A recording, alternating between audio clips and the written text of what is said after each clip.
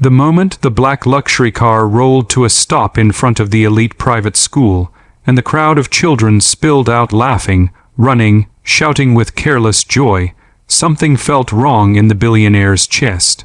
His son did not appear. Minutes passed, the laughter thinned, the gate closed, and still, the boy he loved more than his own fortune never came out. For the first time in his life, money could not buy reassurance, and fear wrapped around his heart like a tightening vice. If you believe in kindness, second chances, and the quiet power of love, take a moment right now to like this video, share it with someone who needs hope, leave a comment and subscribe to the channel. Your small action helps stories like this reach hearts that are hurting. He had built an empire from nothing, a man whose name opened doors and whose signature moved markets. Skyscrapers bore his logo, charities bore his family name, and politicians took his calls at any hour. Yet as he sat in the back seat of his car, staring at the empty schoolyard, he felt smaller than he had ever felt in boardrooms filled with ruthless competitors. His son was late once before, years ago, when a tutor had kept him behind. But this time was different. There was no call, no message, just absence. The billionaire's mind, trained to analyze risk, leapt to worst. Case scenarios with brutal efficiency, accidents, kidnapping. A sudden, irreversible loss. He stepped out of the car, ignoring the concerned looks of staff and drivers. He walked the perimeter, spoke briefly to administrators, and learned nothing comforting. His son had left the classroom. Cameras showed him exiting the building. After that, the trail vanished into the ordinary streets beyond the school's manicured walls. The boy was 11 years old, quiet, thoughtful, more comfortable with books than with crowds, and increasingly distant at home. His father had noticed the distance but dismissed it as a phase, something success could cushion. Now, standing under a sky that suddenly felt too large, he understood how fragile his certainty had been. The drive home felt endless, the city blurring past like a dream he could not wake from. He ordered his security team to search, but even their calm professionalism could not steady his breathing. He replayed every recent memory, every moment he had chosen a meeting over a conversation, a deal over dinner. He remembered promising himself that he would slow down when the next milestone was reached, when the next acquisition closed. There was always a next milestone. Now there was only a missing child. Hours passed. Night crept in softly, mocking him with its normalcy. The billionaire sat alone in his study, surrounded by art and awards that suddenly meant nothing. He imagined his son frightened, alone, calling out for help that never came. The weight of imagined regret pressed so heavily that tears threatened, but he swallowed them down, clinging to the belief that control would return if he stayed strong. He authorized more searches, more resources, more money. Still nothing. Just before midnight, a junior security officer brought a small piece of information that shifted everything. A street vendor near the old district had seen a boy matching the description earlier that afternoon. The area was not dangerous in the way tabloids described, but it was poor, neglected, far removed from private schools and gated homes. Without hesitation, the billionaire ordered the car. He did not bring an entourage. He did not wear his tailored jacket. He needed to see with his own eyes. The old district was a world apart. Streetlights flickered. Buildings leaned with age. People moved slowly, weighed down by routines shaped by survival rather than ambition. The billionaire felt exposed, stripped of the invisible armor his status usually provided. As the car rolled to a stop, he stepped out and began to walk. Each step echoed with a strange mix of dread and hope. He followed instinct more than logic, letting his feet guide him through narrow streets, past shuttered shops and worn homes. Then he saw him. At first, he did not recognize his own son. The boy sat on the curb outside a small, crumbling community center, his expensive school shoes scuffed, his uniform jacket folded neatly beside him. He was holding a paper cup, offering it to passers-by, not begging but collecting small coins with quiet determination. Around him, several younger children hovered, some barefoot, some with hollow eyes far too old for their faces. The billionaire froze, his breath catching so sharply it hurt.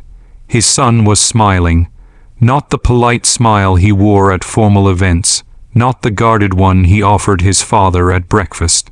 This was something else entirely. It was gentle, open, full of purpose. The boy spoke softly to the children, helping them count the coins, ruffling hair, sharing pieces of bread from a bag at his feet. He looked alive. The billionaire felt something crack inside him. He stayed hidden for a long moment, watching. Tears blurred his vision as understanding began to form. This was not a kidnapping. This was not an accident. This was a choice. His son had chosen to be here, among children who had nothing, doing something that mattered to him. The realization hurt more than fear ever could. It meant his son had been living a life his father had never truly seen. Memories flooded back with painful clarity. The boy asking questions about poverty during car rides, questions answered vaguely or deflected.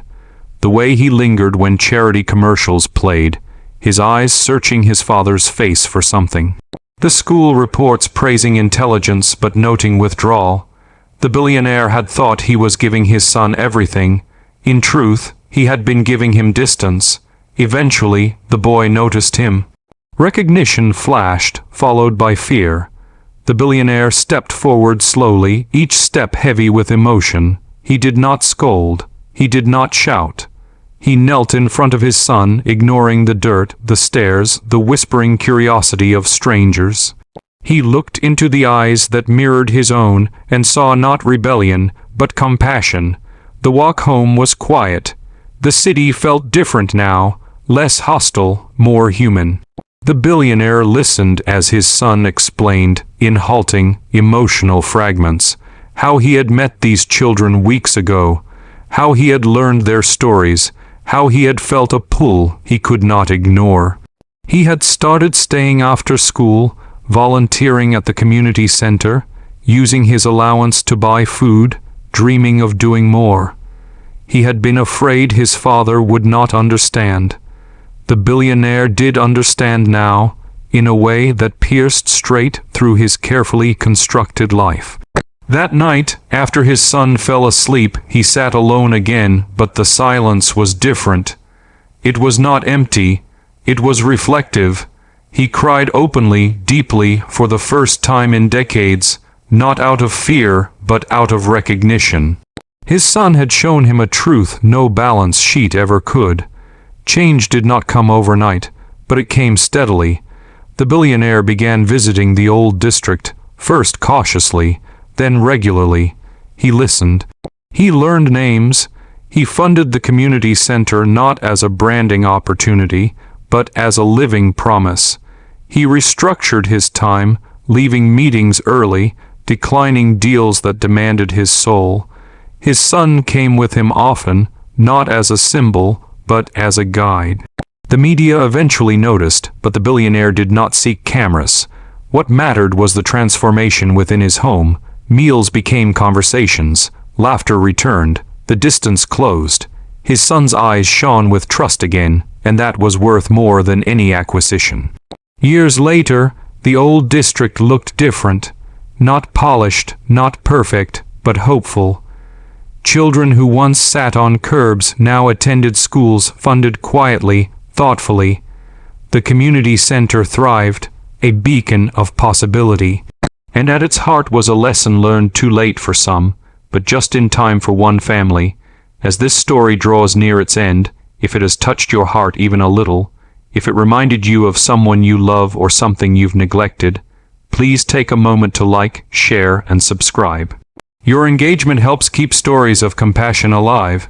Before the final moments, we have one special request for you. Please comment below with the words, "I choose kindness."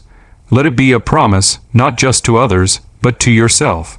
The billionaire often thought back to that afternoon, to the empty schoolyard and the fear that nearly broke him.